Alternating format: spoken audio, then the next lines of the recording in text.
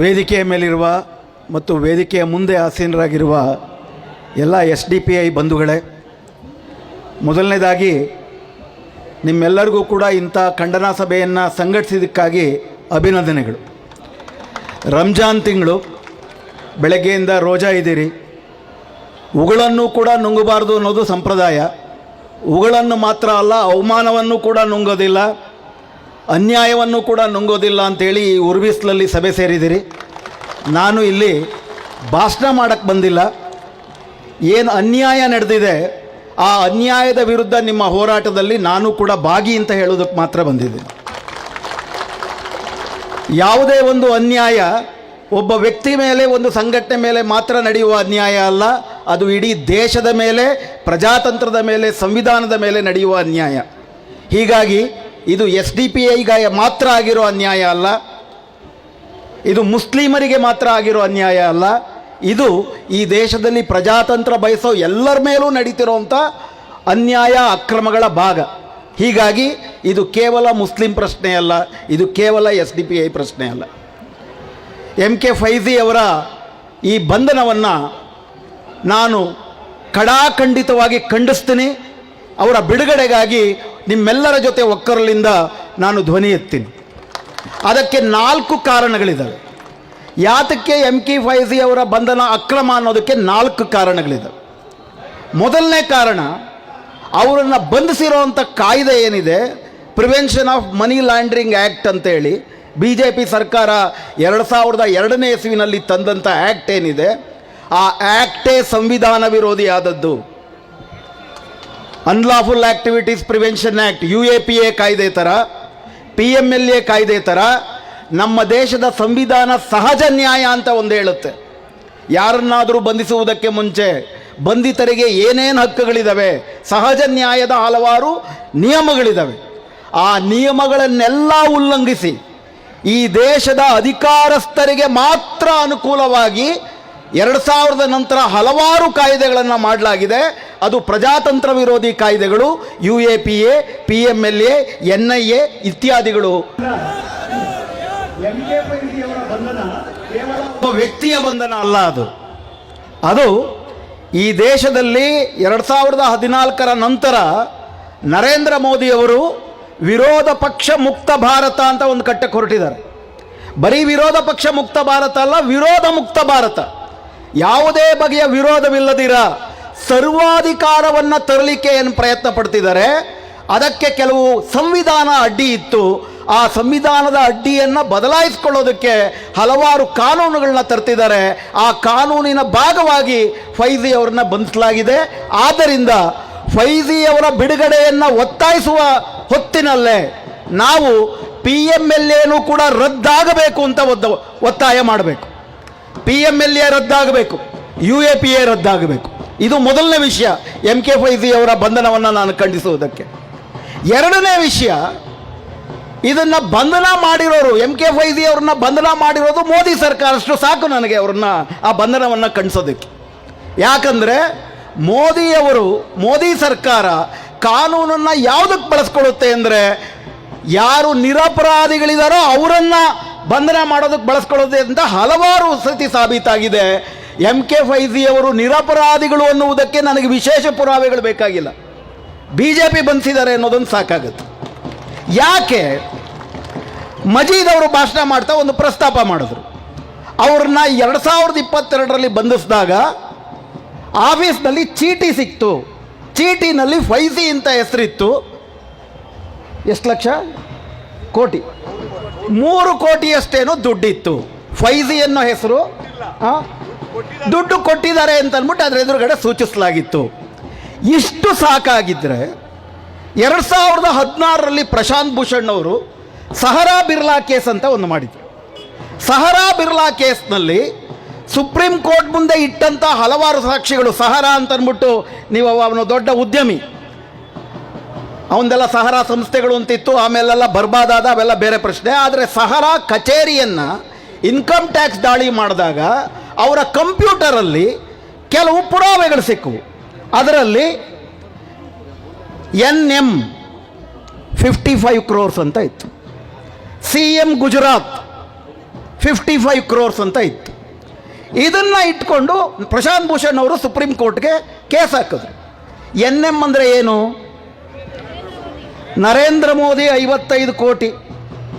ಈ ಕೇಸಲ್ಲಿ ಫೈಜಿ ಅವ್ರನ್ನ ಬಂಧಿಸೋದಾದರೆ ಮತ್ತೆ ಸಹರಾ ಬಿರ್ಲಾ ಕೇಸ್ನಲ್ಲಿ ನೀವು ನರೇಂದ್ರ ಮೋದಿ ಅವ್ರನ್ನ ಬಂಧಿಸಿದ್ರೆ ನಾವು ಇದನ್ನು ಒಪ್ಕೋತೀವಿ. MK ಫೈಜಿ ಅವ್ರನ್ನ ಬಂಧನ ಮಾಡುವುದಕ್ಕೆ ಒಂದು ಚೀಟಿ ಸಾಕಾಗಿದ್ರೆ ನರೇಂದ್ರ ಮೋದಿ ಅವ್ರನ್ನ ಬಂಧಿಸೋದಕ್ಕೆ ಸಹರಾ ಕಂಪನಿಯಲ್ಲಿ ಅವರ ಕಂಪ್ಯೂಟರ್ನಲ್ಲಿ ಸಿಕ್ಕಿರೋ ದಾಖಲೆಗಳು ಸಾಕಲ್ವಾ? ಆದ್ದರಿಂದ ನನಗಿಷ್ಟು ಸಾಕು MK ಫೈಜಿ ಅವ್ರನ್ನ ದುರುದ್ದೇಶದ ಕಾರಣಕ್ಕಾಗಿ ಬಂಧಿಸಲಾಗಿದೆ ಅಂತ. ಅಷ್ಟು ಮಾತ್ರ ಅಲ್ಲ, ಈ PMLA EDಗಳು ತನ್ನಂತೆ ತಾನೇ ಯಾವ್ರ ಮೇಲೂ ಕೇಸ್ ಹಾಕಂಗಿಲ್ಲ. ಪ್ರೆಡಿಕೇಟ್ ಕೇಸ್ ಅಂತಾರೆ. ಮೊದಲು CBIಯೋ ಬೇರೆ ಯಾವುದೋ ಕೇಸಲ್ಲಿ ಒಂದು ಕೇಸ್ ಆಗಬೇಕು. ಆ ಕೇಸಲ್ಲಿ ವಿದೇಶದಿಂದ ದುಡ್ಡು ತಗೊಂಡಿದ್ದಾರೆ ಅನ್ನೋ ಆಪಾದನೆ ಇದ್ರೆ ED ಬರಬೇಕು. ಇಲ್ಲ ಅಂದರೆ ED ಮಧ್ಯಪ್ರವೇಶನೇ ಮಾಡಬಾರ್ದು, ಕಾಯ್ದೆ ಅದು ಹೇಳುತ್ತೆ. ಮತ್ತು ಡ್ರಗ್ಸು ಇತ್ಯಾದಿ ವಿಷಯಗಳಲ್ಲಿ ಅದರಲ್ಲಿ ಆಮೇಲೆ ಕನ್ವಿಲ್ಕರ್ ಅಂತ ಒಬ್ಬರು ಇದ್ದರು, ಸುಪ್ರೀಂ ಕೋರ್ಟ್ನ ಜಸ್ಟಿಸು.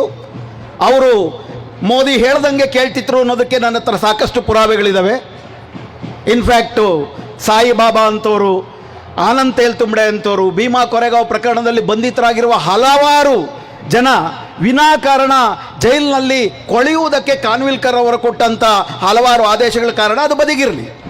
ಅವರು ಕೊಟ್ಟಂಥ ಆದೇಶದಲ್ಲಿ ನ್ಯಾಷನಲ್ ಸೆಕ್ಯೂರಿಟಿ ಮತ್ತು ನ್ಯಾಷನಲ್ ಇಂಟೆಗ್ರಿಟಿಗೆ ಏನಾದರೂ ಅಡ್ಡ ಬರೋಂಗಿದ್ರೆ ಆಗಲೂ ಕೂಡ EDನವರು ನೇರವಾಗಿ ಬಂಧಿಸ್ಬೋದು.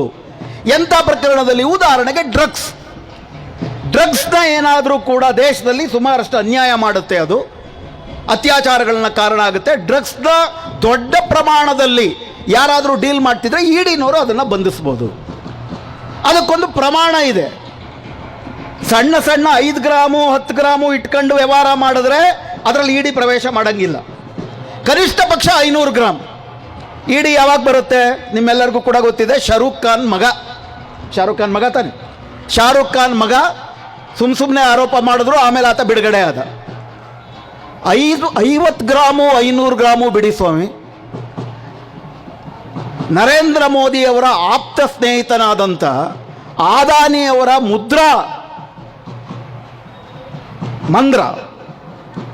ಪೋರ್ಟಲ್ಲಿ ಬಂದರಿನಲ್ಲಿ 3000 ಟನ್ನಿನಷ್ಟು ಡ್ರಗ್ ಜಪ್ತಿಯಾಗಿದೆ. 3000 ಟನ್ನಿನಷ್ಟು. ಅದು ಇಡೀ ನಮ್ಮ ದೇಶದ 100 ಕೋಟಿ ಯುವಕರನ್ನ ಹಾಳು ಮಾಡೋದಕ್ಕೆ ಸಾಕು. ಇಡೀ ದೇಶವನ್ನು ಭಯೋತ್ಪಾದಕನ ಮಾಡೋದಕ್ಕೆ ಸಾಕು. ಆದಾನಿ ಮೇಲೆ ಒಂದು ಸಣ್ಣ ಕೇಸ್ ಹಾಕಿದ್ರ, ಒಂದೇ ಒಂದು ಸಣ್ಣ ಕೇಸ್. ನನಗಿಷ್ಟು ಸಾಕು ನೀವು EDಯನ್ನು ಏನಕ್ಕೆ ಬಳಸ್ಕೊಳ್ತಿದ್ದೀರಿ ಅಂತ ಅರ್ಥ ಮಾಡ್ಕೊಳ್ಳೋದಕ್ಕೆ. ಅಷ್ಟು ಮಾತ್ರ ಅಲ್ಲ, ನಿಮ್ಮ ಮಿತ್ರ ಆದಾನಿ ತಪ್ಪು ಮಾಡಿದಾನೆ ಅಂತ ಅಂದ್ಬಿಟ್ಟು ಅಮೆರಿಕಾದವರು ಹೇಳ್ತಿದ್ದಾರೆ, ಬೈಡನ್ನು ಹೇಳ್ತಿದ್ದಾನೆ, ಟ್ರಂಪು ಹೇಳ್ತಿದ್ದಾನೆ. ಟ್ರಂಪ್ ನನ್ನ ಆಪ್ತ ಮಿತ್ರ ಅಂತ ನರೇಂದ್ರ ಮೋದಿ ಹೋಗಿ ತಬ್ಕೊಂಡ್ರು ಕೂಡ ತಬ್ಗತಿನಪ್ಪ, ಅದ್ರ ಕೇಸ್ ವಾಪಸ್ ತಗೊಳ್ಳಲ್ಲ ಅಂತ ವಾಪಸ್ ಕಳಿಸಿದ್ದಾನೆ.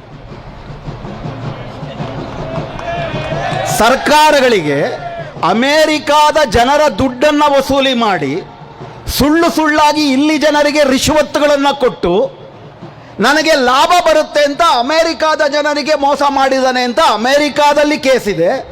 ಈ ಸರ್ಕಾರ ಅವನ ಮೇಲೆ ED ಕೇಸು ಹಾಕಲ್ಲ, SBIನವರು ಕೇಸ್ ಹಾಕೋದಿಲ್ಲ. ಬದಲಿಗೆ ಸೆಕ್ಯೂರಿಟಿ ಎಕ್ಸ್ಚೇಂಜ್ ಬೋರ್ಡ್ ಆಫ್ ಇಂಡಿಯಾದಲ್ಲಿ ಆಕೆ ಮಾಧವಿ ಬುಚ್ ಅಂತೇಳಿ ಅದರ ಅಧ್ಯಕ್ಷಳು, ನರೇಂದ್ರ ಮೋದಿ ಅವರಿಗೆ ಆದಾನಿಗೆ ಎಲ್ಲ ಅನುಕೂಲ ಮಾಡಿಕೊಟ್ರು ಕೂಡ ಒಂದು ಕೇಸು ಆಗದಂಗೆ ರಿಟೈರ್ ಆಗ್ಬಿಟ್ಲ ಅಮ್ಮ. ನನಗಿಷ್ಟು ಸಾಕು. ನರೇಂದ್ರ ಮೋದಿಯವರು ಇದನ್ನು ಬಳಸ್ಕೊಳ್ತಿರೋದೆ, ಈ ಕಾನೂನು ಬಳಸ್ಕೊಳ್ತಿರೋದೆ ಈ ದೇಶವನ್ನು ಹಾಳು ಮಾಡೋದಕ್ಕೆ. ಆದ್ದರಿಂದ ಈ ಕೇಸಿನಲ್ಲಿ ಬಂಧಿತರಾದವರೆಲ್ಲರೂ ಕೂಡ ನಿರಪರಾಧಿಗಳಾಗಿರ್ತಾರೆ, ಹಾಗೂ ಅವ್ರ ಮೇಲೆ ಆಗಿರೋ ಅಕ್ರಮ ಬಂಧನ ಇರುತ್ತೆ. ಅದು ಅನ್ಯಾಯ ಅನ್ನೋದಕ್ಕೆ ಇಷ್ಟು ಸಾಕು. ಮೂರನೇದಾಗಿ, ಅಷ್ಟೇ ಮುಖ್ಯವಾಗಿ, ಈ ಬಂಧನಗಳಾಗ್ತಿರೋದು ಈಗಾಗಲೇ ಸಾಕಷ್ಟು ಮಜೀದ್ ಅವರು ಮಾತಾಡಿದ್ದಾರೆ, ಬೇರೆ ಸ್ನೇಹಿತರುಗಳು ಕೂಡ ಮಾತಾಡಿರ್ಬೋದು. ಕಳೆದ 5 ವರ್ಷದಲ್ಲಿ ಯಾರ ಮೇಲೆ ಈ ಕೇಸು ಪ್ರಯೋಗ ಆಗ್ತಿದೆ? 5400 ಕೇಸುಗಳಲ್ಲಿ ಒಂದಷ್ಟು ಜನ ಇಂಡಸ್ಟ್ರಿಯಲಿಸ್ಟ್ಗಳು ಇವರುಗಳಿದ್ದಾರೆ, ರಾಜಕಾರಣಿಗಳಿದ್ದಾರೆ. ಯಾವ್ಯಾವ ರಾಜಕಾರಣಿಗಳ ಮೇಲೆ ED ಕೇಸ್ ಹಾಕಿದೆ ಅಂತಂದರೆ 99% ವಿರೋಧ ಪಕ್ಷದವರು. ಇಂಥ ವಿರೋಧ ಪಕ್ಷದವ್ರ ಮೇಲೆ ಕೇಸ್ ಹಾಕಿ ಅಕಸ್ಮಾತ್ ಆ ರಾಜಕಾರಣಿ ಆ ವಿರೋಧ ಪಕ್ಷವನ್ನು ಬಿಟ್ಟು ಬಿ ಜೆ ಪಿ ಸೇರ್ಕೊಂಡ್ಬಿಟ್ರೆ ಅವನು ಪರಿಶುದ್ಧ ಆಗೋಗ್ತಾನೆ. ಅದಕ್ಕೇನೆ ಬಿ ಜೆ ಪಿನ ಈಗ ವಾಷಿಂಗ್ ಮೆಷಿನ್ ಪಾರ್ಟಿ ಅಂತ ಕರೀತಾರೆ ಎಲ್ಲ ಕಡೆ. Washing machine party. Money laundering ಅಂದರೆ ಏನಪ್ಪ ಅಂದರೆ, ಲಾಂಡ್ರಿ ಅಂದರೆ ನಿಮಗೆ ಗೊತ್ತಲ್ಲ, ಕೊಳಕು ಬಟ್ಟೆ ಅದನ್ನು ಲಾಂಡ್ರಿ ಕೊಟ್ಟರೆ ಅದು ಒಗೆದು ಶುದ್ಧ ಮಾಡಿಕೊಡುತ್ತೆ. ಬಿ ಜೆ ಪಿ ಆ ಥರ. ಕೊಳಕಾಗಿರೋರು ಬಿ ಜೆ ಪಿಯಿಂದ ಒಂದು ಸತಿ ಒಳಗೋಗಿ ಬಂದುಬಿಟ್ರೆ ಪರಿಶುದ್ಧರಾಗೋಗ್ತಾರೆ. ಎಂತೆಂಥವ್ರು? ಹಿಮಂತ್ ಬಿಸ್ವಾಸ್ ಅಂತ ಒಬ್ಬ ಇದ್ದಾನೆ, ಇವತ್ತು ಕೂಡ ಅಸ್ಸಾಮಿನ ಮುಖ್ಯಮಂತ್ರಿ. 2016ರಲ್ಲಿ ಆತ ಕಾಂಗ್ರೆಸ್ ಪಕ್ಷದಲ್ಲಿದ್ದಾಗ ಮಂತ್ರಿಯಾಗಿದ್ದಾಗ ಆತನ ಮೇಲೆ ಒಂದು ಜಲಸಂಪನ್ಮೂಲ ಇಲಾಖೆಯಲ್ಲಿ ಸಾಕಷ್ಟು ಗೋಲ್ಮಾಲ್ ಮಾಡಿದ್ದಾನೆ, ವಿದೇಶದಿಂದ ಹಣವನ್ನು ತಗೊಂಬಂದು ಇಲ್ಲಿ ಲೂಟಿ ಮಾಡಿದ್ದಾನೆ ಅಂತ ಕೇಸ್ ಇತ್ತು. ಇನ್ಫ್ಯಾಕ್ಟ್ ಇದೇ ಅಮಿತ್ ಶಾ ಭಾರತದಲ್ಲಿ ಅತ್ಯಂತ ಭ್ರಷ್ಟ ರಾಜಕಾರಣಿ ಯಾರಾದರೂ ಇದ್ದರೆ ಅದು ಹಿಮಂತ್ ಬಿಸ್ವಾಸ್ ಅಂತ ಮಾತಾಡಿದರು. ಅವರು ಬಿ ಜೆ ಪಿ ಸೇರ್ಕೊಂಡ್ರು. ಬಿ ಜೆ ಪಿ ಸೇರ್ಕೊಂಡ ತಕ್ಷಣ ಪರಿಶುದ್ಧರಾಗೋದ್ರು. ಅವರು ಅಸ್ಸಾಮಿನ ಮುಖ್ಯಮಂತ್ರಿ ಆದರು.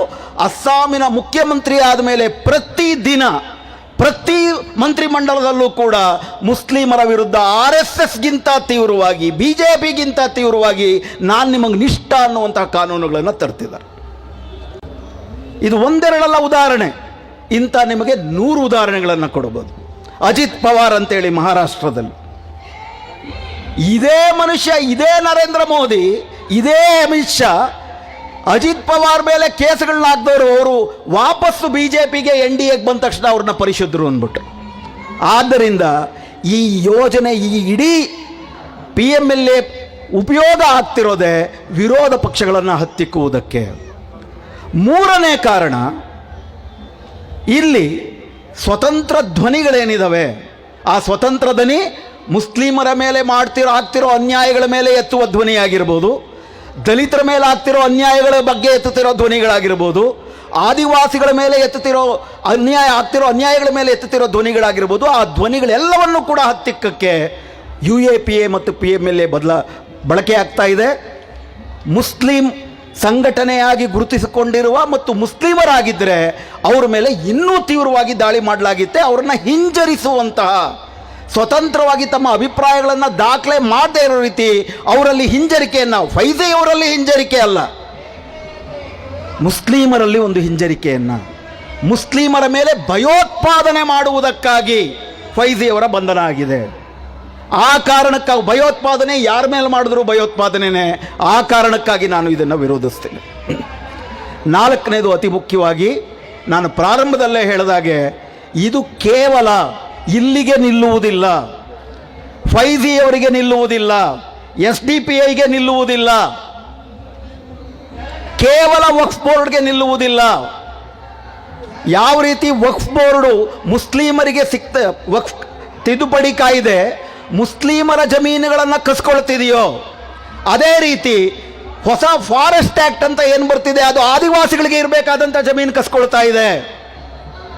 ಅದೇ ರೀತಿ ರೈತರಿಗೆ ಸಿಗಬೇಕಾಗಿರೋ ಜಮೀನು, ದಲಿತರಿಗೆ ಸಿಗಬೇಕಾಗಿರೋ ಜಮೀನನ್ನು ಕಾರ್ಪೊರೇಟ್ಗಳು ಕೊಡೋದಕ್ಕೆ ಎಲ್ಲ ಸರ್ಕಾರಗಳು ಕಾಯ್ದೆಗಳು ಮಾಡ್ತಾ ಇದ್ದಾವೆ. ಇದು ಕೇವಲ ಒಂದು ಕಡೆ ಒಂದು ವ್ಯಕ್ತಿಗಳಿಗೆ, ಒಂದು ಸಮುದಾಯಕ್ಕೆ ಮಾತ್ರ ನಿಂತು ಹೋಗುವಂತಹ ದಮನ ಅಲ್ಲ. ಆದ್ದರಿಂದ ಮಜೀದ್ ಅವರು ಹೇಳಿದಾಗೆ, ಮಂಗಳೂರಿನಲ್ಲಿ ನಿನ್ನೆ ಏನು ಎಲ್ಲ ಮುಸ್ಲಿಮರ ಎಲ್ಲ ಮೌಲ್ವಿಗಳು, ಎಲ್ಲ ಪಂಗಡಗಳಿಗೆ ಸೇರಿದಂಥ ಮೌಲ್ವಿಗಳು ಒಟ್ಟು ಸೇರಿ ಹೋರಾಟ ಮಾಡಿದ್ದು ಹೆಂಗೆ ಖುಷಿಯೋ ಅದು ನನಗೆ ಕೇವಲ ಅರ್ಧ ಖುಷಿ. ಎಲ್ಲರೂ ಸೇರಿದ್ದು ಸಂತೋಷ. ಮುಸ್ಲಿಮರ ಜೊತೆಗೆ ದಲಿತರು ಹೆಜ್ಜೆ ಹಾಕಬೇಕು, ಆದಿವಾಸಿಗಳ ಹೆಜ್ಜೆ ಹಾಕಬೇಕು, ರೈತರು, ಕಾರ್ಮಿಕರ ಹೆಜ್ಜೆ ಹಾಕಬೇಕು. ಯಾಕಂದರೆ ಫೈಜಿಯವರ ಅರೆಸ್ಟು ಫೈಜಿ ಅನ್ನೋ ಕಾರಣಕ್ಕಾಗಲ್ಲ, ವಕ್ಫ್ನಿಂದ ಭೂಮಿ ಕಿತ್ಕೊಳ್ತಿರೋದು ಕೇವಲ ಮುಸ್ಲಿಮರು ಅನ್ನೋ ಕಾರಣಕ್ಕಲ್ಲ. ಇದರ ಹಿಂದೆ ದೊಡ್ಡ ಒಂದು ಷಡ್ಯಂತ್ರ ಇದೆ. ನಮ್ಮನ್ನು ಬೇರೆ ಬೇರೆ ಮುಸ್ಲಿಮರು, ಆದಿವಾಸಿಗಳು, ದಲಿತರು, ಹೆಣ್ಮಕ್ಳು ಅಂತ ಒಡೆದಾಡದಷ್ಟು ಕೂಡ ನಾವು ಒಟ್ಟು ಹೋರಾಟ ಮಾಡೋಕ್ಕಾಗಲ್ಲ. ಆ ದಿನಗಳಿಗಾಗಿ ನಾನು ಎದುರು ನೋಡ್ತೀನಿ. ಮುಸ್ಲಿಮರಲ್ಲಿ ಒಗ್ಗಟ್ಟು ಬರಬೇಕು, ಮುಸ್ಲಿಮರಲ್ಲಿ, ದಲಿತರಲ್ಲಿ, OBCಗಳಲ್ಲಿ ಒಗ್ಗಟ್ಟು ಬರಬೇಕು, ದಲಿತರು, ರೈತರು, ಕಾರ್ಮಿಕರು, ಆದಿವಾಸಿಗಳ ಇಶ್ಯಲ್ಲೂ ಎಲ್ಲವೂ ಒಂದಾಗಬೇಕು. ಒಟ್ಟಾಗಿ ಈ ಸಂವಿಧಾನದಲ್ಲಿ ಇರುವಂತಹ ಸರ್ವರಿಗೂ ಸಮಪಾಲು, ಸರ್ವರಿಗೂ ಸಮಬಾಳು ಅನ್ನುವಂತಹ ಒಂದು ಆದರ್ಶದ ಕನಸು ಈಡೇರಬೇಕು. ಆ ನಿಟ್ಟಿನಲ್ಲಿ ಈ ಚಳವಳಿ ಮುಂದುವರಿಬೇಕು. ನಿಮ್ಮ ಜೊತೆ ಈ ಹೋರಾಟದಲ್ಲಿ ನಾನಿದ್ದೇನೆ. ಏಕೆಂದರೆ ಈ ಅನ್ಯಾಯ ಅನ್ಯಾಯ ಯಾರೊಬ್ಬರ ಮೇಲೆ ನಡೆದರೂ ಕೂಡ ನಾನು ಆಗಲೇ ಹೇಳಿದಾಗೆ ಇಡೀ ದೇಶದ ಮೇಲೆ ನಡೆದ ಅನ್ಯಾಯ, ಅದನ್ನು ನಾವು ಖಂಡಿಸಬೇಕು. ಕೊನೆಗೆ ಒಂದು ವಿಷಯ ಹೇಳಿ ಮಾತು ಮುಗಿಸ್ತೀನಿ. ಈ ಒಗ್ಗಟ್ಟು ನಮ್ಮಲ್ಲಿ ಬರಲಿಲ್ಲ ಅಂದರೆ ಏನಾಗುತ್ತೆ? ನಾವು ಫ್ಯಾಸಿಸ್ಟ್ ಅಂತ ಮಾತಾಡ್ತೀವಿ ನರೇಂದ್ರ ಮೋದಿಯವ್ರನ್ನ. ಫ್ಯಾಸಿಸಮ್ ಅಂತಂದರೆ ಒಂದು ದೊಡ್ಡ ಉದಾಹರಣೆ ಜಗತ್ತಿನಲ್ಲಿ ಹಿಟ್ಲರು ಜರ್ಮನಿನಲ್ಲಿ ಮಾಡಿದ್ದು. ಒಂದು ಅಂದಾಜಿನ ಪ್ರಕಾರ 1943ರಿಂದ 45 3 ವರ್ಷದಲ್ಲಿ 60 ಲಕ್ಷ ಯಹೂದಿಗಳನ್ನು ಹಿಟ್ಲರ್ ಕೊಂದಾಕ್ದ, 1 ಲಕ್ಷ ಜರ್ಮನರನ್ನು ಕೊಂದಾಕ್ದ. ಪ್ರಶ್ನೆ, ಅವನು ಕ್ರೂರಿ ಸರ್ವಾಧಿಕಾರಿ. ಅವನಷ್ಟು ಕೊಲ್ಲುತ್ತಿರಬೇಕಾದ್ರೆ 4 ಕೋಟಿ ಜರ್ಮನ್ ಪ್ರಜೆಗಳು ಯಾಕೆ ಸುಮ್ಮನಿದ್ದರು? ಅದು ಮುಖ್ಯವಾದ ಪ್ರಶ್ನೆ. 4 ಕೋಟಿ ಜರ್ಮನ್ ಪ್ರಜೆಗಳಲ್ಲೂ ಕೂಡ ಹಿಟ್ಲರ್ ಹೇಳಿದ್ದು ನಿಜ ಅನ್ನಿಸ್ಬಿಟ್ಟಿತ್ತು. ಏನು ಅನ್ಕೊಂಡಿದ್ರು? ಅವರೇನೋ ಯಹೂದಿಗಳನ್ನ ಕೊಂದಾಕಿದ್ರೆ ಅವನು ಯಹೂದಿ ಏನೋ ಮಾಡಿರ್ಬೇಕು, ಅವನು ಹಿಟ್ಲರ್ ಹೇಳೋದು ಸರಿ, ಇವ್ರದ್ದು ಭಾಳ ತರಲೆ ನನ್ನ ಮಕ್ಕಳು ಯಹೂದಿಗಳು ಅಂತ ಅಂದ್ಬಿಟ್ಟು ಸುಮ್ಮನಿದ್ರು ಮಿಕ್ದವರೆಲ್ಲ. ಆಮೇಲೆ ಕ್ರಿಶ್ಚಿಯನ್ರನ್ನ ಮಾಡಿದ್ರು, ಮುಸ್ಲಿಮರನ್ನ ಮಾಡಿದ್ರು, ಕಮ್ಯುನಿಸ್ಟ್ರನ್ನ ಮಾಡಿದ್ರು. ಪಾಪ ಅವ್ರು ಮಾಡ್ತಿರೋದು ಅನ್ಯಾಯ ಅಂತ ಹೇಳಿದ್ರು. ಅದೇ ಸಂದರ್ಭದಲ್ಲಿ ಈ ಥರ ಎಲ್ಲ ಬಂಧನ ಆಗ್ತಿರ್ಬೇಕಾದ್ರೆ ಒಬ್ಬ ಪ್ರೊಟೆಸ್ಟೆಂಟ್ ಕ್ರಿಶ್ಚಿಯನ್ ಪಾದ್ರಿ ಮಾರ್ಟಿನ್ ನೆಮ್ಯುಲರ್ ಅನ್ನೋರನ್ನು ಕೂಡ ಬಂಧನ ಮಾಡ್ತಾರೆ. ಅವನು ಕೂಡ ಹೀಗೆ ಅನ್ಕೊಂಡಿದ್ದ. ಅವನೊಂದು 3 ವರ್ಷ ಜೈಲಲ್ಲಿದ್ದು ಅದೃಷ್ಟವಶಾತ್ ಜೈಲಿಂದ ಹೊರಗಡೆ ಬಂದ ಮೇಲೆ ತಾನು ತಿಳ್ಕೊಂಡಂಥ ತಪ್ಪಿನ ಬಗ್ಗೆ, ತಾನು ಮಾಡಿದ ಅಪರಾಧದ ಬಗ್ಗೆ ಆತ ಒಂದು ಕವನ ಬರೆದ. ಅದು ಇವತ್ತಿನ ಸಂದರ್ಭದಲ್ಲೂ ನಮ್ಮೆಲ್ಲರಿಗೂ ಕೂಡ ಅನ್ವಯ ಆಗುತ್ತೆ. ಹಿಟ್ಲರ್ ದಾಳಿ ಮಾಡಿದಾಗ ಮೊದಲು ಅವರು ಯಾರು? ಹಿಟ್ಲರ್ನ ಸೇನಾನಿಗಳು ಮೊದಲು ಅವರು ಯಹೂದಿಗಳನ್ನು ಹುಡುಕಿ ಬಂದರು. ನಾನು ಸುಮ್ಮನಿದ್ದೆ, ಏಕೆಂದರೆ ನಾನು ಯಹೂದಿಯಾಗಿರಲಿಲ್ಲ. ನಂತರ ಅವರು ಕಮ್ಯುನಿಸ್ಟರನ್ನು ಹುಡುಕಿ ಬಂದರು. ನಾನು ಸುಮ್ಮನಿದ್ದೆ, ಏಕೆಂದರೆ ನಾನು ಕಮ್ಯುನಿಸ್ಟ್ ಆಗಿರಲಿಲ್ಲ. ನಂತರ ಅವರು ಮುಸ್ಲಿಮರನ್ನು ಹುಡುಕಿ ಬಂದರು. ನಾನು ಸುಮ್ಮನಿದ್ದೆ, ಏಕೆಂದರೆ ನಾನು ಮುಸ್ಲಿಂ ಆಗಿರಲಿಲ್ಲ. ನಂತರ ಅವರು ಕೆಥೋಲಿಕರನ್ನು ಹುಡುಕಿ ಬಂದರು. ನಾನು ಸುಮ್ಮನಿದ್ದೆ, ಏಕೆಂದರೆ ನಾನು ಕೆಥೋಲಿಕನಾಗಿರಲಿಲ್ಲ. ಆಮೇಲೆ ಅವರು ನನ್ನನ್ನೇ ಹುಡುಕಿ ಬಂದರು. ಆಗ ನನ್ನ ಪರವಾಗಿ ಧ್ವನಿ ಎತ್ತಲು ಯಾರೂ ಇರಲಿಲ್ಲ. ನಮ್ಮ ದೇಶದಲ್ಲಿ ಮೊದಲು ಅವರೀಗ ಮುಸ್ಲಿಮರನ್ನು ಹುಡುಕಿ ಬರ್ತಿದ್ದಾರೆ, ಉಳಿದವರು ಸುಮ್ಮನಿದ್ದೀವಿ. ನಂತರ ಅವರು ದಲಿತರನ್ನು ಹುಡುಕಿ ಬರ್ತಾರೆ. ಕಂಡ ಕಡೆ ಹೆಂಗಸರನ್ನ ಈಗಾಗಲೇ ಹುಡುಕಾಡ್ತಿದ್ದಾರೆ, ಧ್ವನಿ ಎತ್ತುವಂತಹ ಮಹಿಳೆಯರನ್ನು.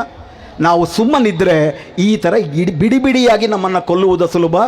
ಒಗ್ಗಟ್ಟಾಗಿ ಬಾಧಿತರ ಬಾಧೆಗಳೆಲ್ಲವೂ ಒಂದೇ. ಧರ್ಮ ಇಷ್ಟೇ ಹೇಳೋದು. ಇಬ್ರಾಹಿಂ ಸಯೀದ್ ಅಂತ ಒಬ್ಬರಿದ್ದರು, ಪ್ರಜಾವಾಣಿಗೆ ಬರೀತಿದ್ರು. ನಾನು ಹೋದ ಕಡೆ ಎಲ್ಲ ಈ ಮಾತು ಹೇಳಿ ನಾನು ಮಾತು ಮುಗಿಸ್ತೀನಿ. ಧರ್ಮ ಅಂದರೆ ಏನು ಅಂತ ಅವ್ರು ಹೇಳಿದ್ರ ಬಗ್ಗೆ ನನಗೀಗಲೂ ಕೂಡ ಭಾಳ ಚೆನ್ನಾಗಿ ನಿಮಗೆ ಗೊತ್ತಿದೆ. ನಾನೊಬ್ಬ ನಾಸ್ತಿಕ, ಆದರೆ ಧರ್ಮದ ಬಗ್ಗೆ ಅವ್ರು ಕೊಟ್ಟ ಡೆಫಿನೇಷನ್ ಭಾಳ ಚೆನ್ನಾಗಿ ಅನ್ನಿಸ್ತು. ಅವ್ರೇನು ಹೇಳಿದ್ರು? ನೀವು ಮನುಷ್ಯರು, ನಾನು ಮನುಷ್ಯ, ನನಗೆ ಹಸಿವಾಗುತ್ತೆ ಅನ್ನೋದು ಒಂದು ಜ್ಞಾನ. ಪಾಪ ನೀವು ಬೆಳಗ್ಗೆಯಿಂದ ಉಪವಾಸ ಇದ್ದೀರಿ, ಹಸಿವಾಗ್ತಾ ಇರುತ್ತೆ. ಯಾಕಂದರೆ ದೇಹದಲ್ಲಿ ಚಯಾಪಚಯ ಕ್ರಿಯೆಗಳು ನಡೆಯೋದಕ್ಕೆ ಶಕ್ತಿ ಬೇಕು. ನನಗೆ ಹಸಿವಾಗುತ್ತೆ ಎನ್ನುವುದು ಜ್ಞಾನ. ನೀವು ಕೂಡ ನನ್ನಂತೆಯೇ ಮನುಷ್ಯರು. ನನಗೆ ಹಸಿವಾಗುತ್ತೆ ಅಂತಂದ್ರೆ ನಿಮಗೂ ಕೂಡ ಹಸಿವಾಗುತ್ತೆ ಅಂತ ತಿಳ್ಕೊಳ್ಳೋದು ವಿಜ್ಞಾನ, ಅನ್ವಯಿಕ ಜ್ಞಾನ, ವಿಜ್ಞಾನ. ಆದರೆ ನಿಮ್ಮ ಹಸಿವನ್ನೇ ನನ್ನ ಹಸಿವು ಅಂತ ತಿಳ್ಕೊಳ್ಳೋದು ಧರ್ಮ. ನಿಮಗಾಗುವ ಅವಮಾನವನ್ನು ನನಗಾಗುವ ಅವಮಾನ ಅಂತ ತಿಳ್ಕೊಳ್ಳೋದು ಧರ್ಮ. ಎಲ್ಲರೂ ದೇವರ ಮಕ್ಕಳ ಇಲ್ವಾ ಬೇರೆ ಪ್ರಶ್ನೆ. ಎಲ್ಲರಲ್ಲೂ ದೇವರನ್ನು ಕಾಣುವುದು. ಒಬ್ಬನಿಗಾಗಿರೋ ಅನ್ಯಾಯ ಎಲ್ಲರಿಗೂ ಆಗಿರುವ ಅನ್ಯಾಯ ಅಂತ ಭಾವಿಸ್ಕೊಳ್ಳೋದು. ಅಂಥ ಒಗ್ಗಟ್ಟು, ಅಂಥ ಆಧ್ಯಾತ್ಮಿಕತೆ ನಮ್ಮೆಲ್ಲರಲ್ಲೂ ಕೂಡ ಈ ಮತಗಳ ಚೌಕಟ್ಟನ್ನು ಮೀರಿ ಅಂಥ ಒಂದು ಆಧ್ಯಾತ್ಮಿಕ ಐಕ್ಯತೆಯು ನಮ್ಮಲ್ಲಿ ಬಂದಾಗ ಮಾತ್ರ ಈ ದೇಶದ ಸಂವಿಧಾನ ಉಳಿಯುತ್ತೆ. ಆ ನಿಟ್ಟಿನಲ್ಲಿ ಹೆಜ್ಜೆ ಇಡೋಣ ಅಂತೇಳಿ ನಾನು ಮಾತು ಮುಗಿಸ್ತೇನೆ.